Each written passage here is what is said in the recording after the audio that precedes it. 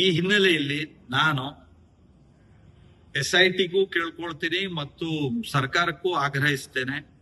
ಆ ಅನಾಮಧೇಯ ವ್ಯಕ್ತಿ ಯಾರು ಅಂದರೆ ವ್ಯಕ್ತಿ ಗೊತ್ತು ಯಾರು ಅಂತ, ಆದ್ರೆ ಅವನ ಹಿನ್ನೆಲೆ ಏನು, ಅವನು ಈ 10-15 ವರ್ಷ ಎಲ್ಲಿದ್ದ, ಏನ್ ಮಾಡ್ತಾ ಇದ್ದ, ಅವನಿಗೆ ಈಗ ಈ ಸ್ಕ್ರಿಪ್ಟ್ ಅನ್ನೆಲ್ಲ ರೆಡಿ ಮಾಡಿಕೊಡ್ತಿರೋರು ಯಾರು, ಅದರಂತೆ ಪಾತ್ರಧಾರಿಗಳಾಗಿ ಹಿಂದೆ ಮುಂದೆ ವರ್ತಿಸ್ತಿರೋರು ಯಾರು, ಇದ್ರ ಬಗ್ಗೆಯೂ ಸಹ ಸೂಕ್ತವಾದಂತಹ ಮಾಹಿತಿಯನ್ನ ಸರ್ಕಾರ SIT ರಾಜ್ಯ ಜನತೆಗೆ ಕೊಡಬೇಕು. ಅನಾಮಿಕನ ಹೆಸರಿನಲ್ಲಿ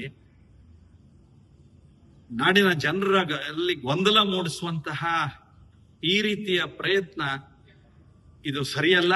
ನಮಗೂ ಸತ್ಯಾಸತ್ಯತೆಗಳು ಗೊತ್ತಾಗಬೇಕು. ಅನಾಮಿಕನ ಹಿನ್ನೆಲೆ ಏನು, ಅವನು ಇಷ್ಟು ವರ್ಷ ಏನ್ ಮಾಡ್ತಿದ್ದ, ಯಾರು ಇದಕ್ಕೆ ಸ್ಕ್ರಿಪ್ಟ್ ಬರೆದು ಕೊಡ್ತಿರುವಂತವ್ರಿಗೆ ಹಿಂದೆ ತಂಡ ಯಾವ್ಯಾವ್ದಿದೆ,